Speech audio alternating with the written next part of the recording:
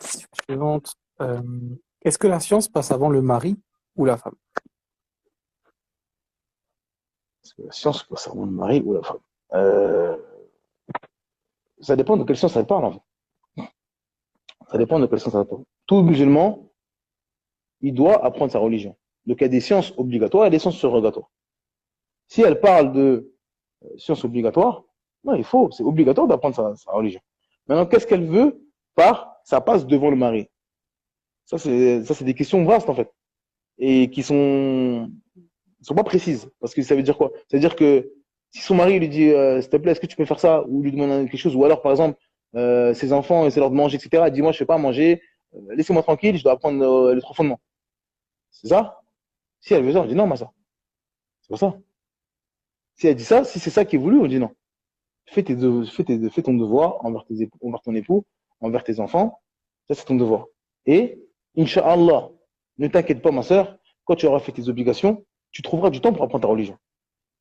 D'accord? Je ne connais pas de sœur qui fait tout ce qu'on lui a demandé de faire au niveau de son mari, au niveau de ses enfants, qui ne trouve pas 1 heure ou 2 heures, même si c'est peut-être moindre, parce que la sœur qui n'a pas d'enfant, peut-être elle va plus apprendre, mais toi, tu es là pour apprendre ta religion, tu es sincère avec Allah Azzawajal. Donc, même si c'est plus difficile, Allah Azzawajal, il sait ta capacité. C'est-à-dire que si tu as des enfants, tu as un mari, tu t'occupes de ton foyer, et malheureusement, tu peux donner que 30 minutes par jour, parce que avec les obligations, tu n'as pas plus que 30 minutes par jour, fais 30 minutes, alhamdoulilah. Donne ton droit à tes enfants, à ton mari, et fais tes obligations. Allah, il ne va pas te chercher pour que tu n'as que 30 minutes. D'accord? Si ton Seigneur te dit pourquoi tu as appris que 30 minutes, tu dis Allah, j'ai des obligations et j'ai pu faire que 30 minutes. Alhamdoulilah. Alors peut-être la sœur qui n'a pas d'enfant, qui n'est pas mariée, elle pourra donner 1 heure, 2 heures, 3 heures. Et c'est pas grave, toi, tu es en adoration, c'est pour Allah que tu fais ça. Tu apprends ta religion pour les œuvres. C'est-à-dire quand on apprend la religion, c'est pour œuvrer, c'est pas pour apprendre, pour dire je connais, machallah, je connais des hadiths. Non. Plus on apprend, plus on œuvre.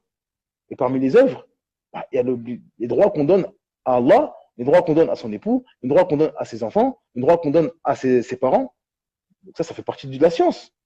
Œuvrer, appliquer les droits que tu donner ses droits à son mari, ça c'est la science. On a vu des hadiths. On a vu des hadiths sur la femme du paradis. On a vu des hadiths sur la gravité de ne pas obéir à son mari. Ça, c'est la science. La science, c'est Allah a dit, le messager d'Allah a dit. Et donc la mise en pratique maintenant, c'est l'application de la science. Donc dire, ah, laissez-moi, moi j'apprends le Coran, on mange quoi? Tiens, sur le frigo, il y a les sandwichs, prends Uber Eats, laisse-moi tranquille, j'apprends. Non, c'est pas ça, c'est pas ça la science. On n'apprend pas pour faire des péchés, on n'apprend pas pour faire du mal. Non. Encore une fois, on apprend la religion d'Allah pour devenir une meilleure personne.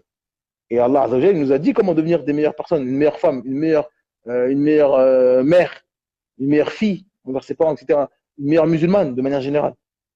Et ben, ça passe par l'application du dîn. Et parmi l'application du dîn, il y a les droits que le mari a envers toi, ma soeur. Donc non, il n'y a pas un choix à faire. C'est les deux. Tu fais tes obligations et après, parmi tes obligations, il y a apprendre ta religion. Donc si tu as 1 heure à donner, tu donnes 1 heure. Si tu as 30 minutes à donner, tu prends 30 minutes. Si tu as 20 minutes à donner, tu donnes 20 minutes. Et t'inquiète pas, 20 minutes tous les jours, dans un an, tu auras beaucoup plus de chances que 99% des gens en France qui sont motivés pendant le ramadan un mois, après ils délaissent toute l'année. La constance, c'est ce qui fait la différence entre quelqu'un qui a de la science véritable et quelqu'un qui n'en a pas. Non. Si tu es constant 20 minutes par jour toute ta vie, calcule 20 minutes par jour toute ta vie. C'est énorme. Plutôt que j'ai une montée de foi, j'écoute 10 cours de 1 heure, oh machallah. Après, 2 semaines plus tard, j'oublie tout. Et après, c'est bon, le travail recommence, les vacances sont finies et j'oublie tout. Tu peux faire ça 20 ans de ta vie. Si un mois dans l'année, tu le passes à écouter des cours de 2 heures, même tu prends des notes, un mois dans ta vie.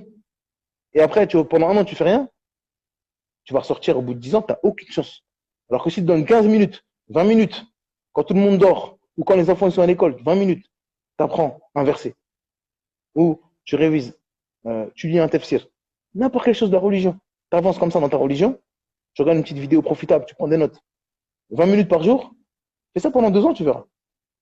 Fais ça pendant 2 ans, tu verras. On va t'appeler Cheikh ou Cheikha. T'inquiète même pas. Donc, je vois pas qu'il y a un choix à faire. occupe-toi de ton foyer, occupe-toi de ton mari, et apprends ta religion. Non, c'est vrai.